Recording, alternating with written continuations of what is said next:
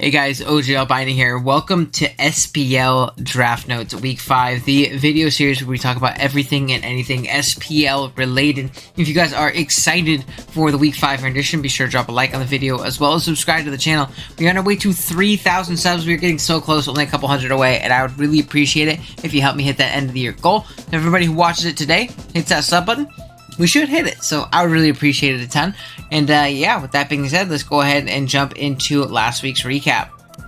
Alrighty, let's take a look at last week's games. First up, we have Thomas versus Danny. Danny losing 5-0 in a really tough one to Thomas. I really thought Danny had a great matchup, but Thomas really pulled up with the anti-sun, hail strategy to his team, and the Terra Fairy Lowland Sandslash went absolutely crazy in this game, picking up a ton of kills, bringing him to a 4-0 record. Then, probably the craziest game of the week, we'll talk about it in a little bit. The South Texas Stable, against the Miami Dawn fans. Vivid in a terrible spot, honestly, down 1-6 and able to pull off a crazy reverse sweep with the Goldango, bring himself to even and Kyle to 1-3.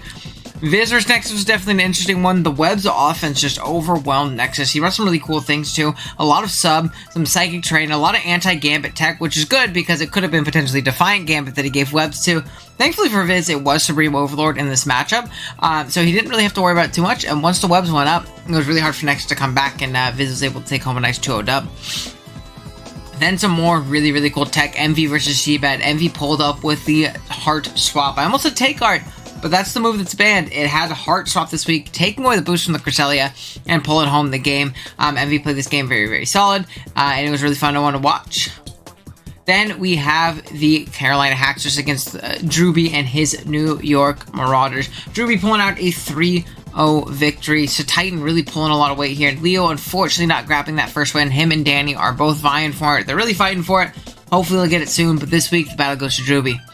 Then another really close one. Lots of close games and really interesting games this week. We had Joey versus Mefesto. Joey losing 1-0 to Mefesto. A lot of really cool things on both sides, but it was really cool in particular seeing the Sandaconda put on so much pressure from Mefesto's side. He was able to position and play really well offensively and stop that Chimecho, which looked really scary throughout the game. So good win to Mefesto. Then lastly, we had Uzi versus Shuckleking and his Philadelphia Stunkies. Shuckle pulling out a 2-0 victory. Again, a very close one. Both coaches played really well, in my opinion. Bramblegas putting in a ton of overtime that game, which is cool to see. I think in its debut, if I'm remembering correctly, Shuckle able to take home that win, bring himself to 2-2, and moving Uzi down to 2-2. Pick'ems wise this week, we went 3-4, so not as good as 6-1 last week, but we stay above 500, so we're 15-13 on the season. Hopefully, we can kind of, separate that a little bit, because we were, 6-1 last week? I'm hoping for another 6-1 here in week 5. We'll see. Let's go ahead and look at some highlight mons and moments from last week. Alrighty, the first cool bit of tech we gotta show off is Emvee versus CBAD. Of course, I almost said Take Heart again, the Heart Swap Manaphy here. We said it last week in the matchups. I thought that Calmine Cresselia looked really strong against Emvee, and I think Emvee realized that himself and his prep and, his front office people helping him and guys like Aimel and things like that. Probably was like, man, Calmine Crest is pretty scary against me. Let's use that to my advantage. Use the Heart Swap, steal a boost for myself, and go to town, which I thought was really cool. He was able to position it really well. Also, recognizing verbally, okay, I need to let this thing set up a little bit so I can steal its boost and it doesn't just boost up past me again, right? Because we want to steal its boost and put it back down to 0 while having our self boost up. So that was really cool tech. It was cool to see another signature move of Manaphy pop off, one that you don't see as much, and yeah, really cool to see it pop off. Next up, we have Thomas versus Danny, and Thomas came prepared for the sun with a weather of his own and hail with the chilly reception Slowking, getting out into his Terra Fairy Sandslash, claiming a ton of kills this game, absolutely ripping through Danny's team with the Life Orb in the combination of Terra Blast, Earthquake, and Icicle Crash. Really just absolutely perfect coverage, and with the weather resetting capability, he's able to put in a lot of work, and was able to kill the Sunsetter itself on a sack, which was definitely awesome as well, and it really carried its way and carried Thomas to a nice victory here against Danny. And what I said again last week, I thought was a pretty disadvantageous matchup for Thomas, so definitely really cool to see, and great prep and bring on Thomas's end.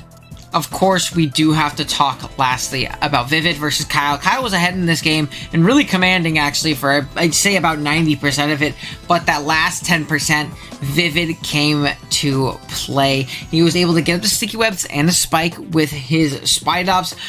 Then Kyle ended up switching out his Paldean Tauros, and then switching it back in, making himself slower, ensuring that the Gholdengo could stay healthy enough to set up the +6 and sweep through. Now, caveat, Kyle could have still won this game if he clicked Aqua Jet the turn before his Tauros died, because if he did so, then the Scarf Flare Blitz Mew would have killed guaranteed, but Gholdengo lived on 10 HP because Kyle didn't, and the Gholdengo was able to bring back a game that it really shouldn't have, and Vivid shouldn't have. It was really, really exciting to watch, and I know Vivid was just as surprised as anybody else that he was able to pull that off, really showing to never really give up. There's always an out and a way to win a game, and Vivid was able to just barely find it. Really, really fun, exciting game to watch. By far my favorite from the week. Our first matchup we're going to talk about is going to be Thomas versus Joey. And of course, the first thing we have to mention is Dragapult. Really, as long as this Pokemon is clicking a stab move, it is 2-hit killing something. Obviously, the Zarude can come in and take 2 ghost moves, but it gets rocked and 2-hit killed by a Draco or a fire move or a U-turn. So it's not a great switch-in. And then the Azumarill can come in and be immune to Draco, but it's going to get smashed by a Shadow Ball. And plus, that opens up Quaquaval, which we'll obviously talk about here going forward. Clefable also seems very, very important. It's really the only stopgap to something like Baxcalibur outside of either like a Shuckleberry or an Air Balloon Heatran. Other than that, Baxcalibur absolutely runs this team, so like a Fizz-Def, Unaware Clef can be very, very clutch for that. It also checks like, you know, set up Glide Scores. It also checks Belly Jump Azumarils, things like that. And it'll live too from the Zarude after rocks and things, or before rocks and things like that especially, which is obviously very nice. I think that Joey's main way of winning this game is just going to be setting up hazards with things like Overquill, kind of pivoting between that with mods like Clef, Heatran, and then, you know, breaking and just smashing with this Pult. He obviously has great other offensive pieces, like Quack is very strong outside of the Azumarill. Azelf has a place in this matchup. Torterra can always be scary. Thundurus is really strong. But really, it is all about that Pult this week. Shadow Ball Draco covers everything, and I really expect it to go crazy in this game.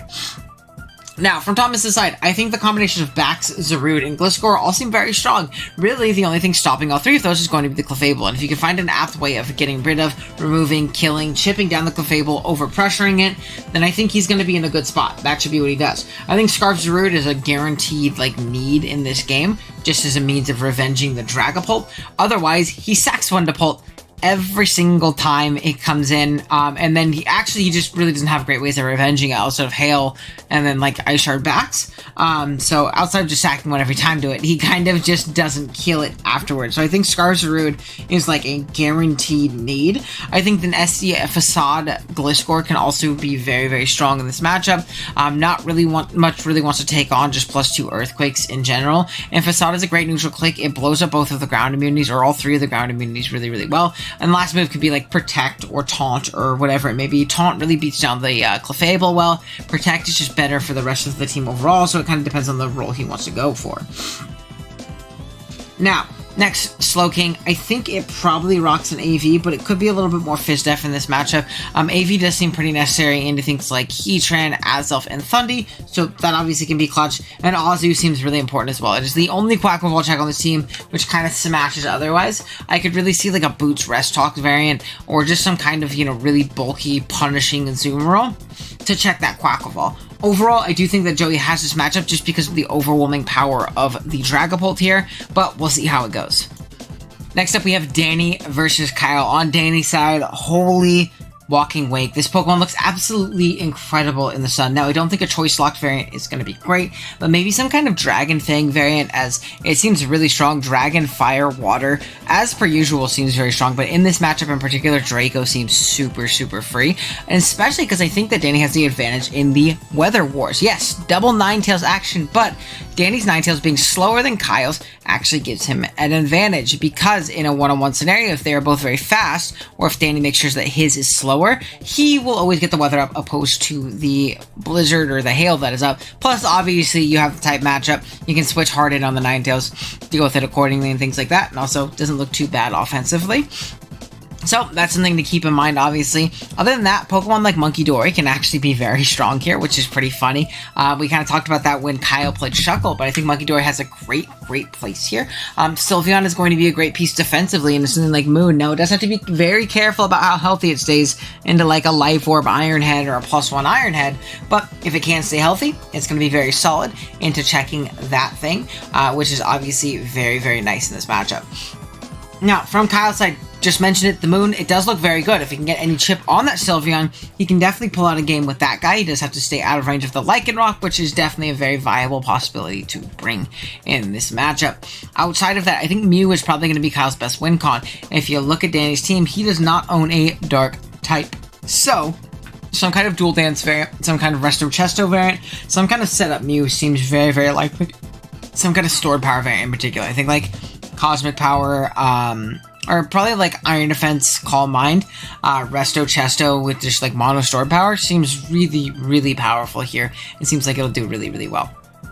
Now, I do think that this matchup does go to Danny because I think he has the Weather Wars advantage, which I think is a really big aspect of both teams. I think Wake does really well offensively. However, this one is definitely very close. I actually really thought about this one. I couldn't decide who would win this matchup in my head on paper for the longest time, but I am going to go Danny here by a very slight margin.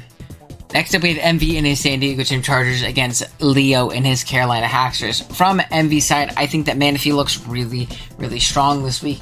Probably some kind of Tail Glow set. You don't really get away with any kind of, Calm Mind variants, slower variants in the face of something like a Toxapex, because it's probably going to haze you. Same thing with the Screamtail Encore. I think that Tail Glow is your best set, and I honestly think a really cool set this week could be a potential Mental Herb, blocking that Encore coming your way, allowing you to hit things with a really strong +3 Surf, and then you have Psychic for things like Iron Hands and Toxapex. And really, that's like perfect coverage into this team. You don't need much else, which could be really cool, obviously. So I really like that aspect of it. I think it could be really strong. Espeon also looks really good. The Steel type in Tinkaton makes it look really strong, especially if it's like a potential Protect variant, blocking Gigaton Hammers from coming its way. That could be a really cool aspect of it. I could really see that popping off and being some kind of Terra Fairy set. Goodra and Weezing form a really solid defensive core against a lot of this team. I think Weezing in particular is going to be very important. Goodra is strong offensively as well as pivots into a lot of the special attackers, things like the Tornadus, also checks things like the Decidueye, and really can take any one hit from anything on this team. And then Blood Moon feels strong as always. It just really clicks buttons and the kind of kills things. It could be like a potential Specs variant I can see really popping off, or maybe some kind of Resist Berry for something Infernape, Mamoswine, something of the sorts. Now, from Leo's side, I think Infernape does not have any long-term counterplay. I think a Scarf set looks really solid. I think if I'm Leo to win this game, I'm trying to overwhelm Emvee with my physical offense. Things like Mamoswine, Iron Hands, even Pokemon like Decidueye, really whittling things down, maybe getting up a little bit of hazards. And then from there, winning with a Scarf Infernape in the endgame, because there's not much that really wants to deal with it. Of course, for that Screamtail, like we mentioned, is going to be a good Manaphy check. It also checks things like the Blood Moon, but I also think a cool set could be Parasong to really stop that Manaphy and force it out immediately, opposed to just the Encore set, which can be blocked by the Mental Herb. So that's something that could definitely come here. But yeah, overall, I do think that Emvee has this matchup just to due to how strong things like Manaphy, Espeon, and Blood Moon look, as well as his defensive core. But Leo could definitely win it if he does take that Overload super hyper offensive route. Alrighty, next up we have Mefesto versus Drewby, and from Mefesto's side, Hammerot looks incredibly strong. Either Scarf or Banded looks great here. I think Ceaseless Edge just doesn't have switch-ins, and you can kind of click it the entirety of the game. Pretty much drawback free, so I could definitely see that popping off. Banded really breaks down the fat and kind of just picks a KO every time it gets into something slower. Scarf kind of does something similar, may need a little bit more breaking prior, but it also revenge kills a lot of things on this team, which could be a very clutch aspect. I think I'd go with Band, personally, though. I think a Terra Fairy Sandaconda also looks very strong in this game. Once it gets to Coilin, there's not much that breaks it, really. Especially from the special attacking side, I think that Drewby's team is, like, very predominantly Phys-Def, or physically attacking-wise, so once that thing gets Coilin, it could absolutely get out of hand for him, which could be really scary. Something like Cinderace also looks very strong. Really, the only defensive counterplay is going to be something like a Salamence to any combination of Pyro Ball, U-turn, high jump kick. So teching on a Will-O-Wisp there could actually be a really clutch way of chipping down the Mence and absolutely crippling it if it is a physically defensive set. Passimian is an alternative option when it comes to a Terra Captain. Again, Terra Fairy looks great. The combination of Fairy plus Fighting and Defiant in this game looks really strong, so I could definitely see that coming. And then Zapdos is great as well. It checks spawns like Ogerpon and Salamence, which do him pretty dirty otherwise. Hisuian Arcanine from Drewby side looks absolutely insane offensively. Flare Blitz is ridiculously free. There's no switching to the combination to Head Smash or Flare Blitz. There typically isn't, but in particular this match, it absolutely smashes. So that's something big. I think a fatter special Mence could be something of note to bring here. Like I said, I think having a Cinderace check is important. So if you're a little bit fatter, you can take off the Cinderace. And if you're a special attacker, I'm tired. If you take on those burns as well and absorb that Will-O-Wisp and throw off strong special attacks, I think that could be pretty darn clutch, to be completely honest. I think Treads is a really important spinner, and it also looks okay offensively. I think like a potential EQ Stone Edge, Iron Head, Rapid Spin / Volt Switch set could be very, very good here. Probably Rapid Spin, just to get away hazards in some way, shape, and form. Not that you really keep them away long term anyways. Maybe you could tech on Mega Horn to absolutely blow up the Hisuian Samurott, especially after Rapid Spin. You'll see even Scarf variants, and be able to deal with it from there. You just gotta stay out of Aqua Jet range.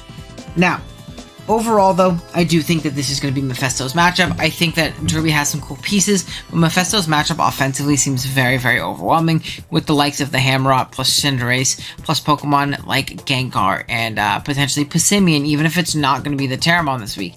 Things like Sandaconda, it really does just seem like it'll get out of hand pretty quickly, so I'm going to go Mefesto here.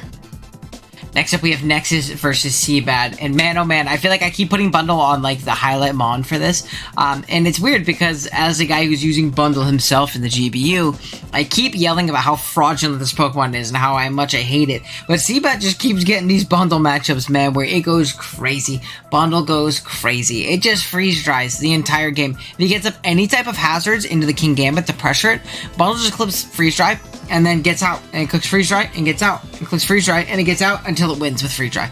That's basically it. I also think some kind of Taunt Swords Dance Lucha can also go really insane. Taunt being for things like the Powdon trying to phase it out with like a Whirlwind. It can SD up, taunt, and kind of use it as fodder. And to be completely honest, it really won't do much damage to it. So that's obviously a cool aspect of it. Ogerpon, also really hard to switch into from Nexus' side. Something like Amandabuzz definitely can. Other than that, there really isn't a great switch into its dual step combination, and I think that's the whole point of the Pokemon, but that plus Stomping Tantrum really does just go absolutely insane. It can also be a very strong spiker this game. See? Spikes. Yeah. Really, if I was CBAD, I'm probably just going Screens HO in this game. I think you can really, really overwhelm Nexus with your offense and absolutely just click buttons. I've mentioned 3 Pokemon, but things like Raichu, things like Hydreigon, things like even Persian has a small place in a matchup like this. So I really think that if he goes like just like spin Pincurchin spikes plus like hyper offense screens and just clicks buttons, he's super gonna overwhelm Nexus. Last one, I'd probably go Donphan for the Gambino, probably like a Rocky Helmet variant, again forcing chip on it so that my bundle can win. From Nexus side, I've already mentioned Gambino seems very important. I think an AV set to check that bundle is going to be really, really nice potentially. I think that Moth is really strong as well. Does not have great consistent counterplay and switch-ins.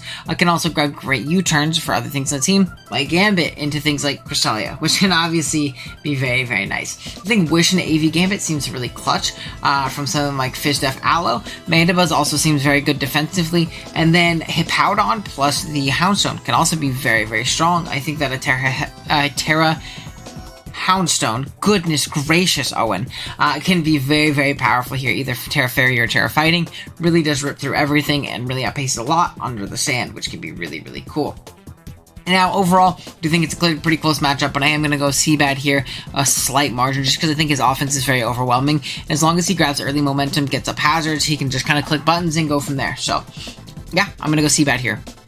Next up, we have Viz versus Shuckleking. Now, from Viz's side, I think Taunt Bulk Up Bait, nice and easy bread and butter, looks really solid here. Taunt for things like Umbreon, for things like Amoonguss, really does go ham, and it can really kind of just bulk up and go to town and do really well. The other thing that immediately threatens it and forces it out, in my opinion, is going to be something like an Amorous. Everything else just kind of gets bullied by it once it sets up. So if an Amorous is gone, or an Amorous can't really come hard in very often, it's going to do really well in this matchup.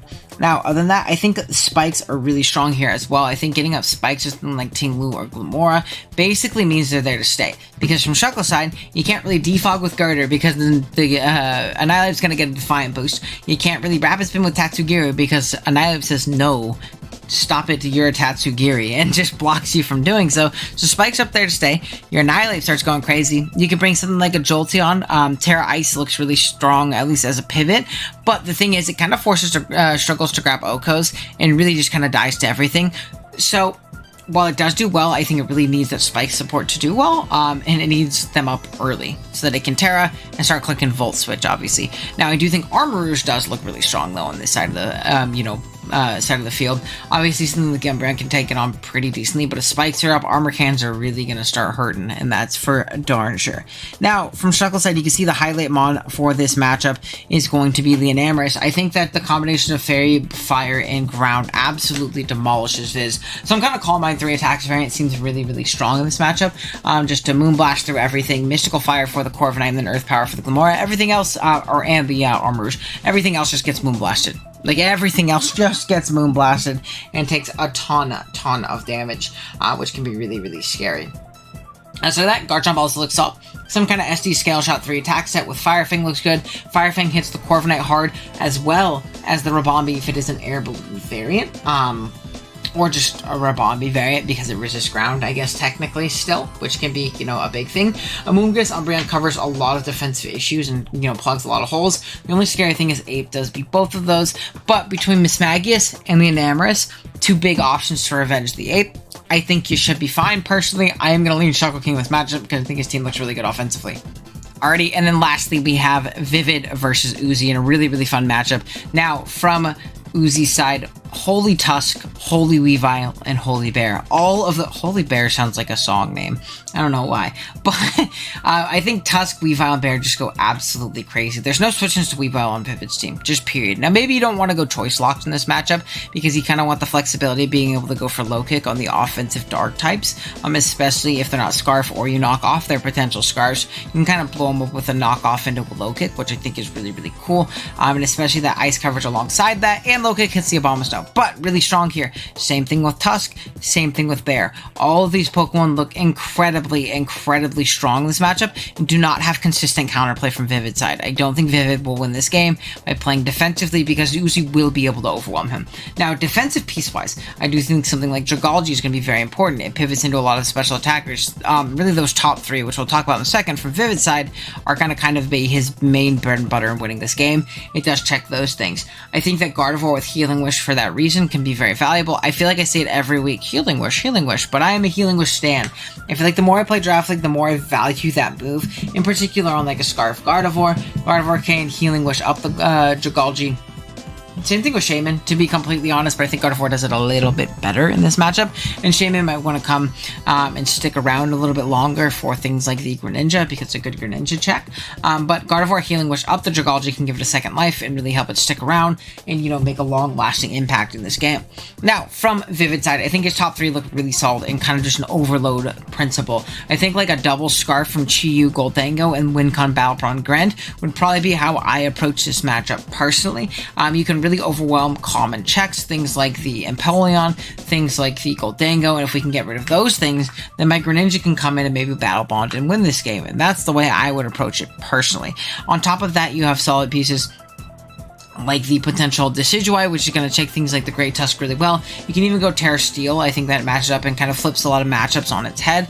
So if you do need to win a specific 1v1, that could be nice. And Namorous is going to be really good at checking something like the Great Tusk, and then maybe even something like an Abomasnow for the Weavile, though to be fair, once you get knocked off and rocks go up, you're kind of useless. So not the best thing in the world. But again, I think overloading with his special offense is going to be the way that Vivid wins this game. However, I am going to lean Uzi here. I just think that his physical offense outweighs Vivid's special offense here, just due to their own, different defensive matchups and profiles. That is going to be week 5 of draft notes. Let me know what you guys think in the comments. If there's anything you disagree with me about, or if you have your pick'ems, please go ahead and drop who you think is going to win each game, what game you're most excited for, all that stuff. I love reading your guys' comments. It is my favorite part of the week. So if you want to drop a comment about what you think about the in particular matchups, please let me know. I'm sorry that this one was so late. I kind of forgot to mention it earlier in the video. I just had a really busy week. I went on vacation last week, got back in the middle of the week, and jumped right back into work. And usually I take my days off to do these graphics, and didn't have as many days off this week because we're getting right back to the rhinestone because I was traveling on my days off. So yeah, hopefully next week we'll have it up on Friday. And yeah, thank you guys so much for your patience. Thank you for watching. See you next time. Later.